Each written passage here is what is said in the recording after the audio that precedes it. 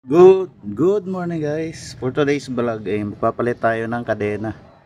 So ang bibigay ko sa inyong tip ngayon ay yung pinaka mura at saka matibay na kadena na nasubukan ko. Maganda to sa mga riders, yung mga lalalamove, mga ganun. So ito yun guys. Mishiba or MSB. Ito yung kadena kong papalitan. 428 MSB. Yan o, MSB yan. So, Mishiba, MSB, isa lang yan. Ayan o. 428 MSB din yan. Ayan guys o. Baliktad lang.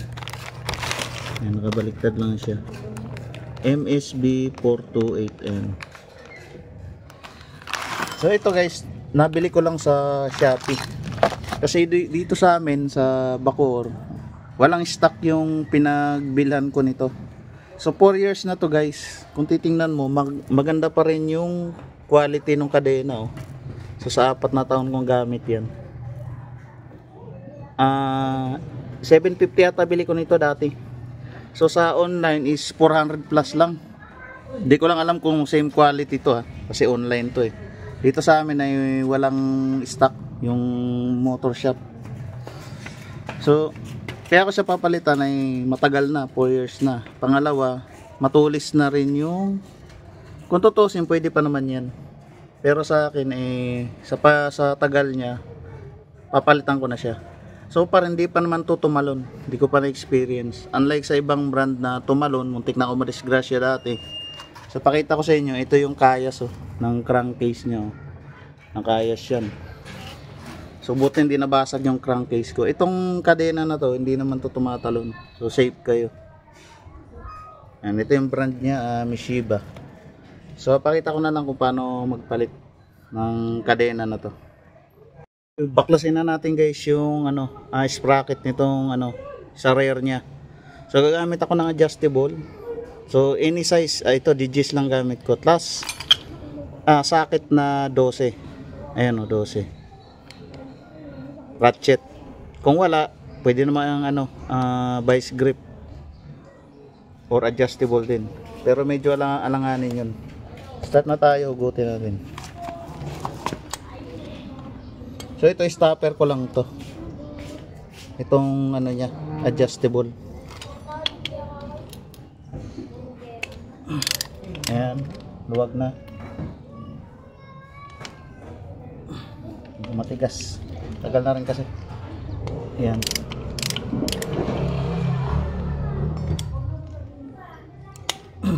Hindi mo kasi mahuhugot yan pag wala kang stopper. Papansinin nyo, andito pa rin yung lock na parang lata. Malaking bagay yan. Protection kasi yan para pag kumalas tong nut, hindi magre-release yan. Okay, kalasin na natin yung pinakalock niya. Yung iba tinatanggal to. Ako guys hindi, kasi malaking bagay to, protection to ng nut. Just emergency matanggal yung nut. So hindi ka madidisgrasya, hindi mawala yung bolt. Kaya wag niya tatanggalin yung dati, yung pinakalock na to. May nabibili sa online ito eh. Yan, ito. So protection yan para sa nut. Pag nag-loose thread, hindi magre-release. Malaking bagay yan. Huwag natin tanggalin. Nilagay talaga yan kasi may purpose yan, protection yan. Mga biglaang lumuwag yung nut. Ito yung mga tornilyo nya. Sa mga newbie, yan ang diskarte paano magbaklas. So ayan, tanggal na yung sprocket. Dilinisin natin tong hub. Kaya magpapalit na tayo. Medyo okay pa naman. Ito yung mga dulo niya guys. Pero sa akin, yung 4 na taon, sulit na yun. Pagpapahingahin ko na to. So tapong ko na to. Yan. Kaya ako nagpalit kasi 4 na taon na siya. Linisin muna natin to. Yung hub niya bago natin ikabit. Itong bagong ito. Yung Mishiba sprocket. Sana legit to na Mishiba. na nabili ko sa online. Sana parehas nitong binilang ko dito sa ano, yung quality niya dito sa amin. So pag goods to, bibili ulit tayo sa Shopee. Dati kasi wala, ang nabili ko is GD 125. So hindi siya sukat, malaki yung butas, pang malaking motor. So after a year, ngayon 2025, nakakita na ako ng pang smash na. So swerte tayo. Nung nakaraan kasi na scam tayo, nabudol tayo. So ang magagamit ko lang doon ay kadena. Bibili na lang ako ng sprocket na kasukat nito. So ganito, pag bibili kayo sa online guys, siyempre yung Mishiba. Pangalawa, dapat may nakalagay smash. Tingnan nyo maigi, ayan o.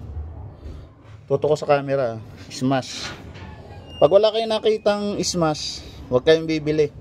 Yung binilan ko sa Shopee, dalawang klase. Isang 34 high speed, mahina sa hatak yun sa ahon. Isang 36 teeth, yung dami ng ngipin niya. Ito naman pang ordinaryo lang to. Okay naman sa patag. Hindi nga lang siya gaya ng 34 na dumudulo. Pero sa pag-ahon, goods to. 36 teeth. 34 high speed yun, mahina sa ahon. So okay na, linisin ko muna yon, then pakita ko mamaya yung pag sa kanya, pag-assemble. Okay guys, nalinis na natin. Ito, nalinis ko na guys yung buong set ng hub. Ito yung hub natin. Yan lahat ng mga mekanismo niya sa loob. So ibabalik na natin sa dati bago natin ikabit itong sprocket, tas yung kadena. So ang gagawin ko guys ay lalagyan ko lang muna ng grasa. Grasahan muna natin to, yung kadena niya. Doon sa mga subscribers na nagtatanong kung ano yung number ng bearing na to, ito guys, medyo basic kasi tayo sa trabaho kaya hindi ko masagot.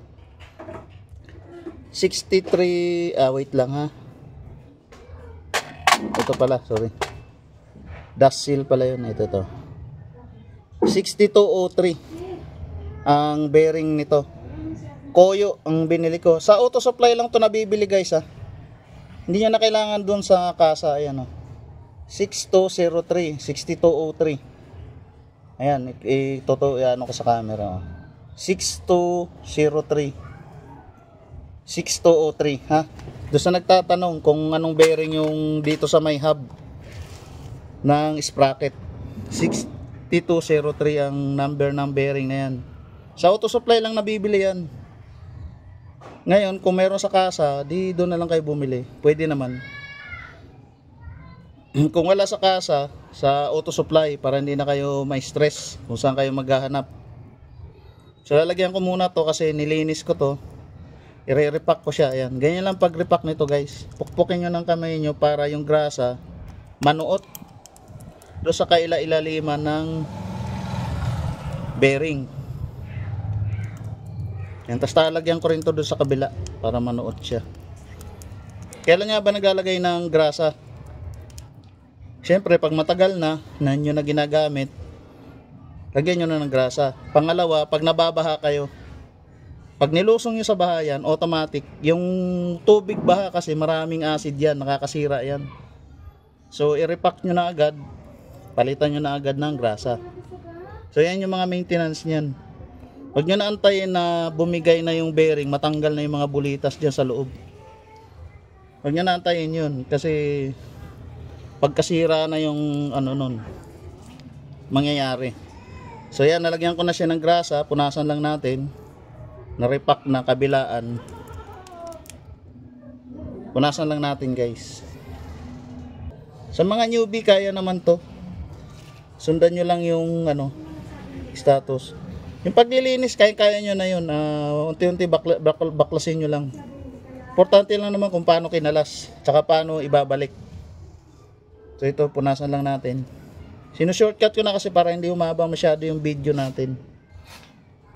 Ayan. Then ibabalik ko na yung mekanismo niya. Number 1 nito, itong dust seal niya. Ito, yung may number nga ng bearing. Ulitin ko dun sa nagtatanong kung anong number ng bearing na to. 6203 RS. Basta 6203 kahit anong code niyan. Huwag niyo na masyadong bigyan ng ano yung letter diyan. Importante yung number, 6203. Yung number ng bearing. So babalik ko na tong dust seal ng bearing mismo. Kasi may sariling dust seal yung hub.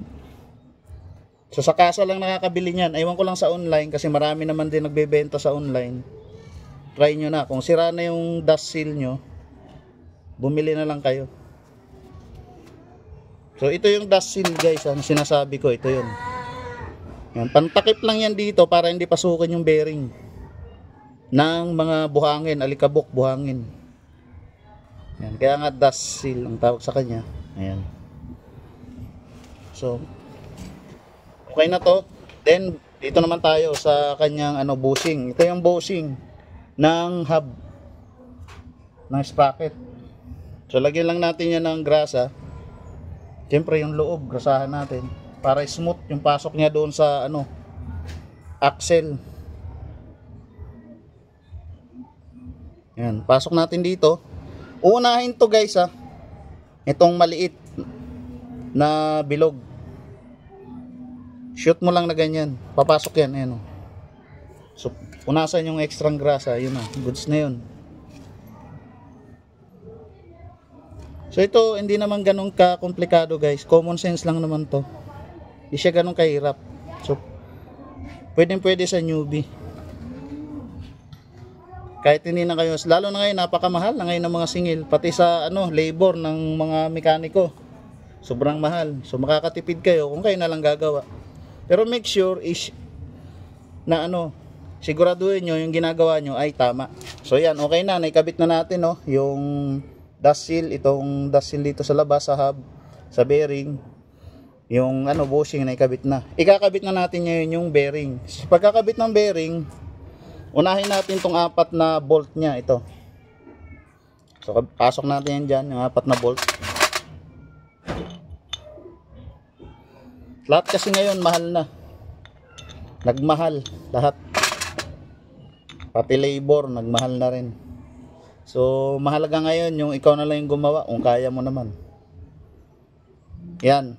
Pagka nakabit na natin yan, lagay natin yung sprocket. Ito yung sprocket guys. Tandaan nyo sa paglalagay ng sprocket, meron yan naka-engrave yung pangalan ng yung brand ng sprocket. Yun yung nasa labas. So pag ganyan yan, nasa labas yung pangalan yung engrave. Huwag yung pagbabalik ta rin. Kasi common sense naman wala namang naka-engrave doon sa likod. So ilabas nyo lang yung pangalan,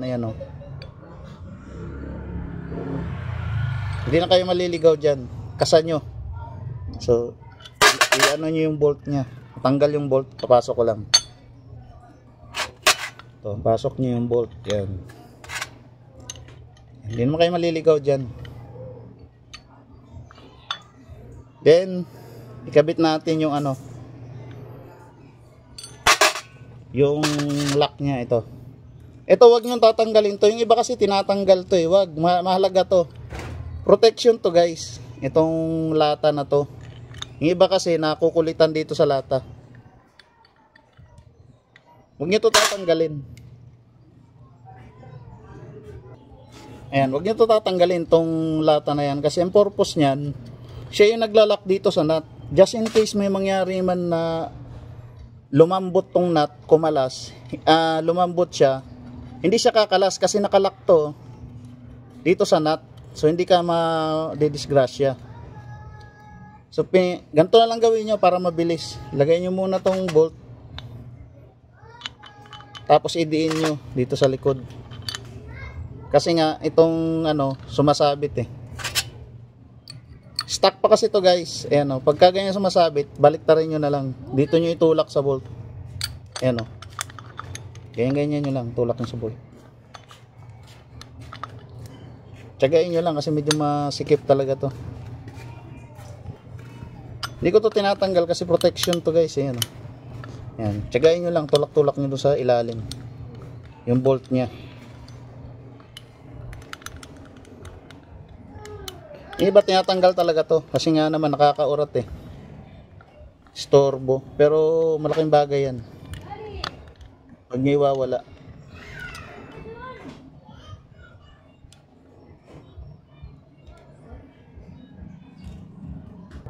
So ayan guys, binarena ko na lang. Pwede naman barenahan yan para lumuwag ng konti. Ito, bubusal-salin nyo lang ng konti. Pag ayaw talaga, pag nahirapan kayo, masok siya. Ayan o. So pinasok ko lang yung barena, ginanong-ganong ko lang siya sa mga gilid-gilid niya. So lumuwag na siya, pasok natin yung nut niya.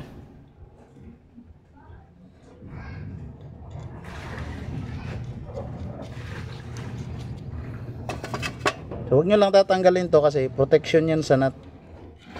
Pag emergency lumuwag yung nut natin, hindi siya makakalas. So safe kayo makakauwi. Iwas disgrasya yan. So higpitan ko lang tong ano nya, nut nya. Sa pag-iigpit, ito ang ginagamit ko, yung katala o yung adjustable wrench. Ang purpose lang yan, pang ano lang yan guys, pang kalang. Dito man siya sa kabila kasi mag-iigpit tayo. Ngayon kung meron kayong impact wrench, better. Hindi nyo na kailangan yan pag naka-impact wrench kayo.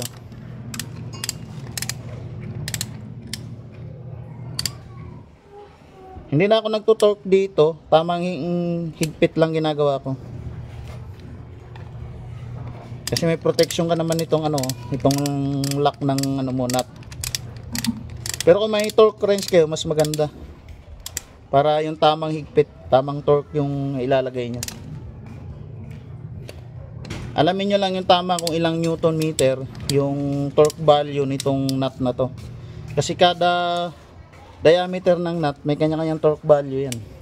Hindi pwede yung higpit ka lang na higpit. Lagay ka lang ng torque value na hindi naakma sa kanya. May torque wrench naman ako dyan. Kaso hindi ako mahilig mag torque dito sa nut na to. Tamang higpit lang ginagawa ko. Tantiameter lang. Ayan. So pag naigpitan na yan, ilalak na natin ulit ito. Gamit ka ng ito, flat screwdriver. So yung ngipin ng ano natin dito, or para safe yung sprocket, ngipin, pahigain mo na lang. Yan. Sikwatin muna natin. Alam ko kaya naman sikwatin yan. Yan. Saka mo higpitan ngayon.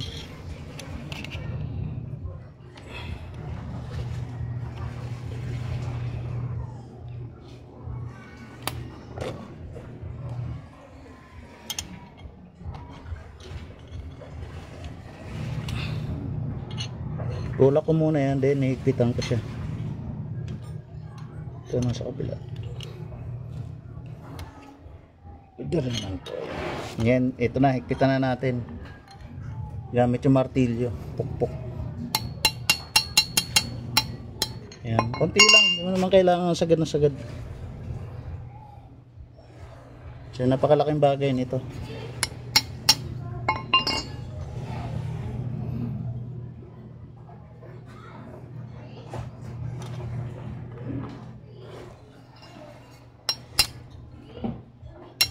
Yan.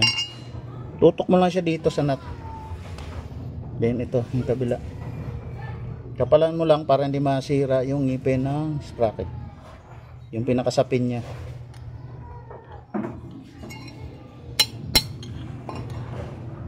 Yan. Goods na yan. Itong isa naman. Sana kita sa camera. Yan, okay na yan. Ito pa isa. Hindi masyadong nakalapat.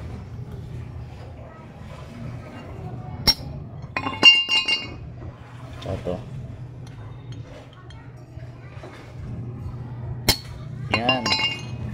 So, ganyan dapat itsura niya guys. Nakalock siya dito sa nut na yan. So, yung nut mo, pag lumuwag man tong bolt na to, hindi siya basta makakaikot. Hindi siya kakalas. Safe ka. So yan na yung kabuuan niya guys. Yan na yun, yung kabuuan niya. Ito yung pinakalas niya. Ito, itong bushing na yan. So kabit na natin. Okay guys, ibalik na natin yung kadena. Isagad nyo muna tong adjuster dito sa pinakadulo niya bago kayo magputol ng ng kadena para makuha niyo yung tamang sukat. So gumamit ako ng alambre para mahila ko yung kadena. Yan.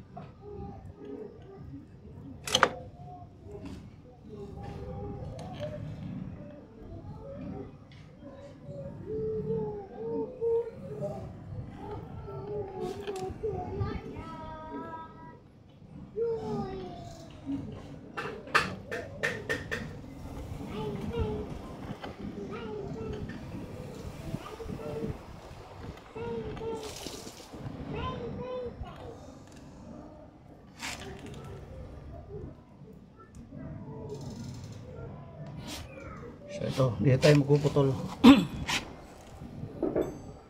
Ayan, putulin natin. Tandaan nyo, isagad nyo banda rito hindi do sa dulo. Dito sa pinaka bandang tapat nitong shock, yung dulo nito. Bago kayo magputol, sukat nyo muna. Para hindi kayo mabitin sa pagputol ng kadena nyo.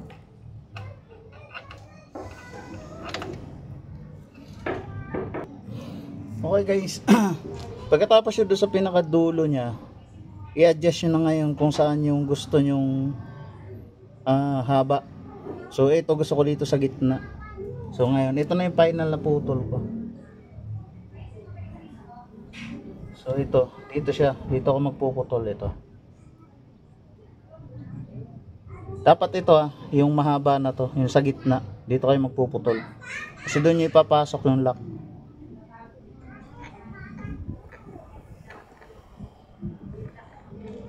Ayan, yung lock na yan. Para yung parehas na to na sa gitna, magpapantay sila. Hindi dito, sa ganito lang. Ayan, so dito tayo magpuputol.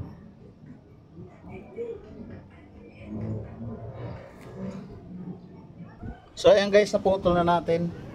So ito yung pangalawang putol, ito yung unang putol natin, ito yung pangalawa. Ngayon, ito na yung final. So ikakabit ko na siya, then ilalak na natin. Yung lock pala, laging pa ganun, laging pataas. Ito yung lock niya. Kasi ang ikot niyan pa ganun. Pa counterclockwise.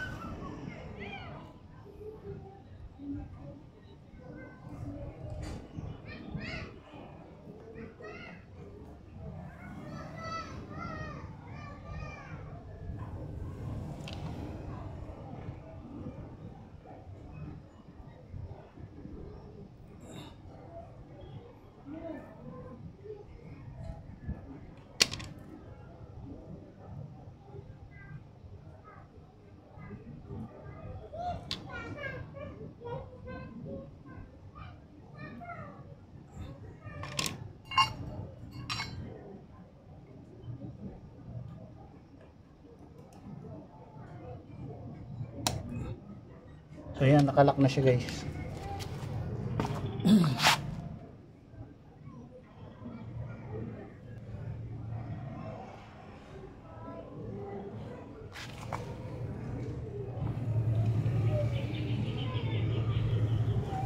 Pa-final na natin ng adjustment.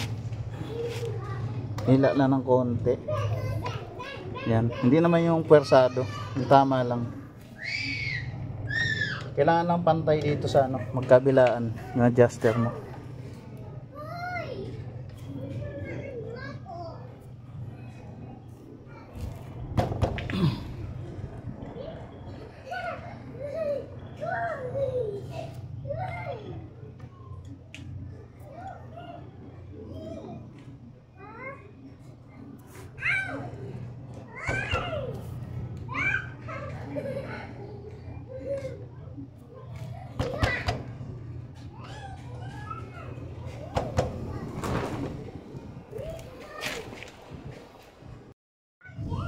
Okay guys, bago pala makalimutan, no, ituturo ko na sa inyo kung paano magkalas ng engine sprocket na di mo na kailangan ng kasama. So ang gagawin mo lang, ito applicable lang sa mga nakamags ha.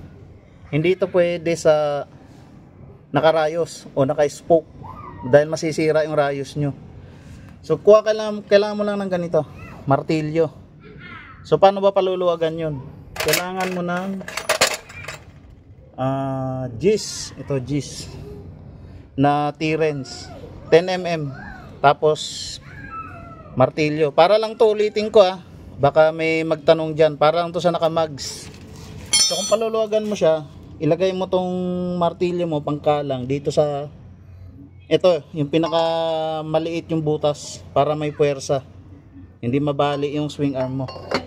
Itukod mo lang dito sa magkabilaan nitong swing arm yung martilyo. Then yan, tutok mo na ganyan. Kung magpapaluwag ka, pa counterclockwise dito sa taas ang kalang mo. Ito.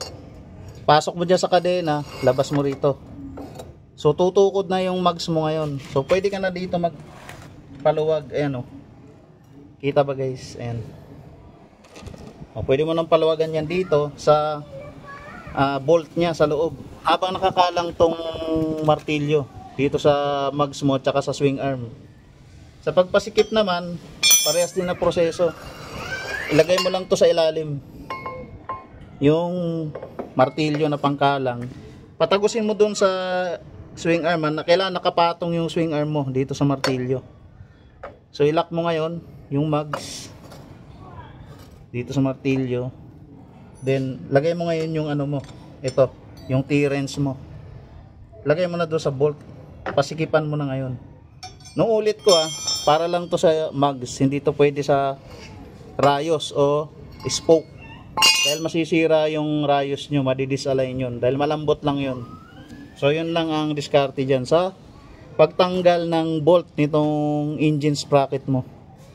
So tutukan natin, ito yung engine sprocket mo. Ito yung bolt na paluluwagan mo.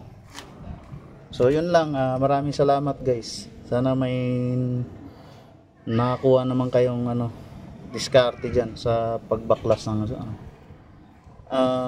kadena. So naibigay ko na sa inyo ulitin ko ulit-ulit na ako dito para matandaan nyo. Mishiba MSB o di kaya Mishiba, mas maganda Mishiba pag naghanap kayo sa online, sa Shopee particular. Meron din ito sa Lazada, kahit sa online lalabas to. So subok ko na tong brand na to, 4 years na. Good pa siya pero pinagpahinga ko na, pinalitan ko na ng bago.